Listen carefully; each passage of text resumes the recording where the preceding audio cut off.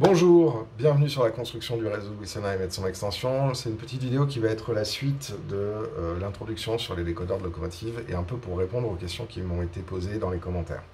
Alors la première des choses, c'est que je m'excuse, j'ai fait une grosse connerie, ça m'arrive assez fréquemment depuis la seconde F2. C'est que j'ai confondu les tensions TTL et les tensions CMOS.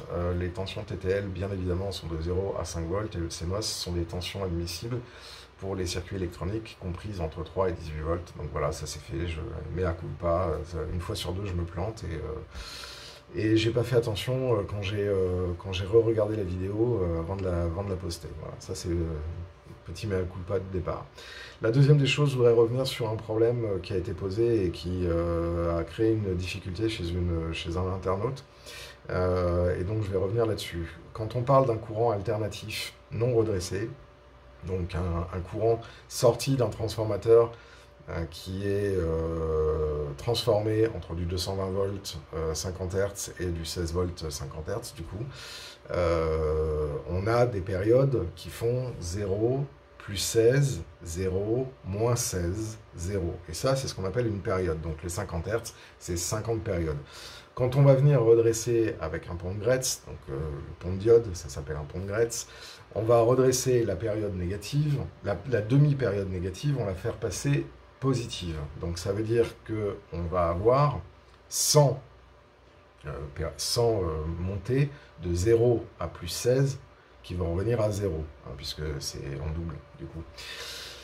Donc, qu'est-ce que ça veut dire? Ça veut dire que quand vous allez brancher votre multimètre à la sortie d'un pont de Gretz, vous allez avoir du 0,16 volts redressé. Alors en fait, vous n'allez pas avoir du 0,16 volts redressé, puisque vous allez devoir enlever la tension de chute des diodes du pont de Gretz. Or, il y a deux diodes qui s'occupent de la première alternance, de la première partie de l'alternance, et deux diodes qui s'occupent de la deuxième.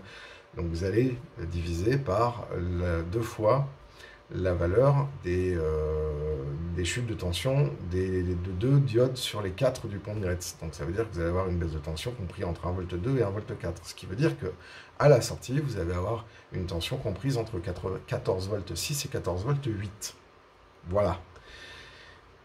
Et cette tension-là, elle est importante parce que derrière, après, vous allez mettre un condensateur de lissage, une résistance de charge, etc., un amplificateur opérationnel, enfin ce que vous voulez, mais en tout cas, ce que vous avez relevé par votre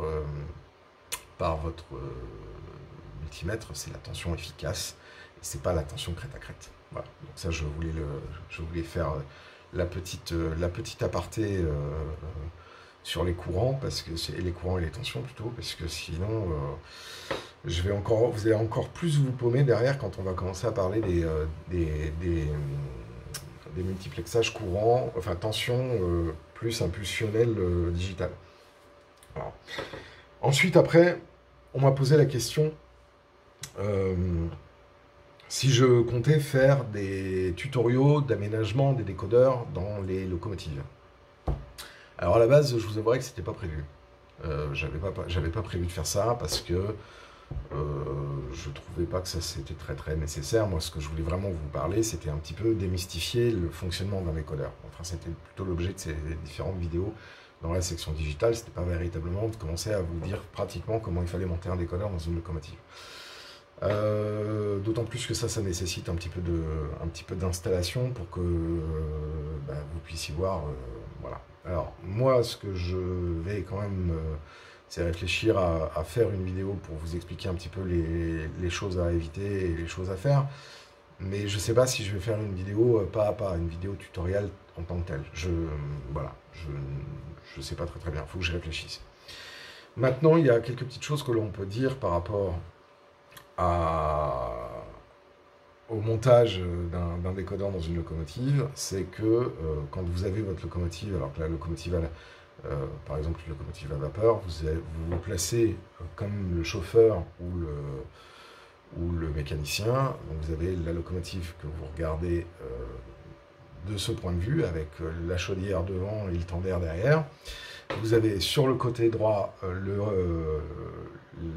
fil rouge qui vient prendre le courant du fil droit, le fil noir qui vient prendre le courant du fil gauche, Et ça, le décodeur, il va avoir deux sorties, une rouge et une noire, et donc il faut mettre le rouge à droite et le noir à gauche. Voilà.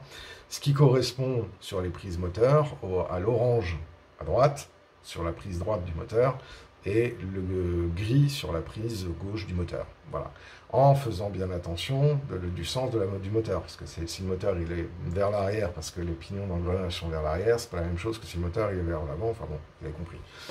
Donc en gros, quand vous démontez votre locomotive pour mettre votre décodeur, il faut bien regarder les prises du moteur, vers quelle prise de courant réel, analogique, le moteur s'alimente, pour garder exactement cette symétrie quand vous allez mettre votre décodeur.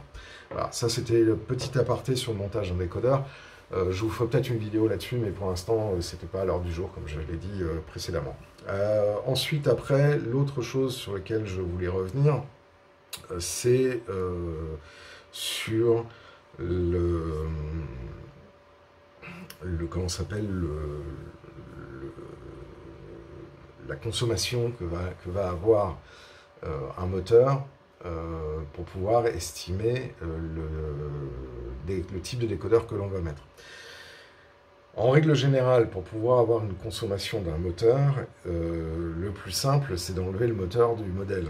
Sauf que quand vous faites ça, vous mesurez une intensité à vide, ce qui est une très mauvaise chose. Il ne faut jamais prendre une consommation moteur à vide, c'est-à-dire sans son couple de réducteur. Donc ça veut dire qu'il faut faire un montage qui va vous permettre de pouvoir récupérer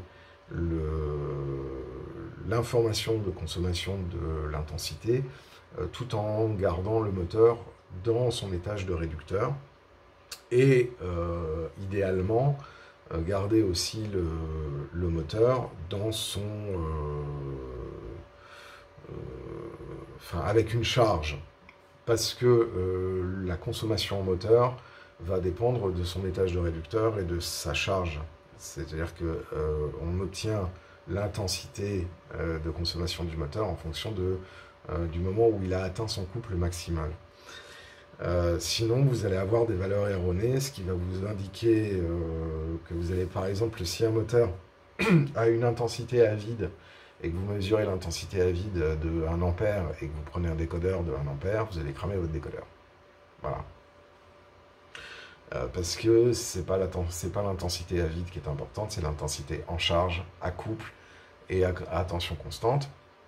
Donc il faut faire attention à ça. Donc quand vous avez une locomotive qui, sur un circuit simple, avec ses 5 wagons, vous mettez du 12 volts courant continu pur, donc c'est-à-dire une batterie au plomb 12 volts, vous faites un cercle avec des rails, vous mettez votre locomotive avec un convoi typique, vous mettez votre décodeur, votre ampèremètre, donc votre multimètre en mode ampèremètre sur l'une des voies, sur la prise moins de la batterie au plomb, vous mettez le plus de la batterie au plomb. Avant, vous avez pris la tension de la batterie au plomb, qui en règle générale, quand elle est chargée, est aux alentours de 13 volts 6. Donc vous savez qu'à 13 volts 6, vous allez avoir une consommation à charge de votre locomotive. Et à ce moment-là, vous pourrez vous dire, ah ben voilà, ma locomotive, elle consomme 800 milli, ou elle consomme 560 milli, ou elle consomme 1 ampère 2, par exemple. C'est le seul moyen pour vous d'avoir la tension, enfin l'intensité plutôt, et à une tension donnée, maximum de ce que va consommer le moteur de votre locomotive, et ce qui va vous permettre de pouvoir choisir votre décodeur. Voilà, je tenais à dire ça parce que j'ai vu plein de conneries sur internet où les mecs ils testaient leur locomotive à vide, à l'envers, sur un banc d'essai, sans aucune charge de crochet, donc sans aucun développé de couple, etc. Bah, ça ne voulait rien dire, et après ils disaient je comprends pas, mon décodeur il a cramé. Bah, il a cramé parce que tu as choisi un décodeur qui n'était pas adapté qui n'était pas en capacité plutôt à sortir l'intensité en charge, en traction, que le moteur allait demander, et donc du coup ça a fait chauffer le décodeur, et bah, le décodeur il est mouru. Voilà. Donc ça, c'était la dernière petite chose que je voulais dire dans cette vidéo. Si vous avez aimé, n'hésitez pas à laisser un message en commentaire. N'hésitez pas non plus à vous abonner à la chaîne, si ce n'est pas déjà fait, à cliquer sur la cloche pour être notifié lors des prochaines sorties. Je pense que les prochaines vidéos vont être cette fois-ci à nouveau sur la construction du réseau Wissonheim. Parce que là, j'ai reçu des SADEC ici et un RS8 à monter. Donc je vais pouvoir finir le montage de l'hélice sud. Je suis aussi en train de finir la préparation du montage de la tranchée de l'escarbille. Donc ça, je ferai une vidéo là-dessus. Et je reviendrai certainement sur l'étape suivante de tout ce qui concerne les décodeurs, je pense courant du mois de janvier. D'ici là, je vous souhaite une très bonne semaine et je vous dis à très bientôt. Ciao!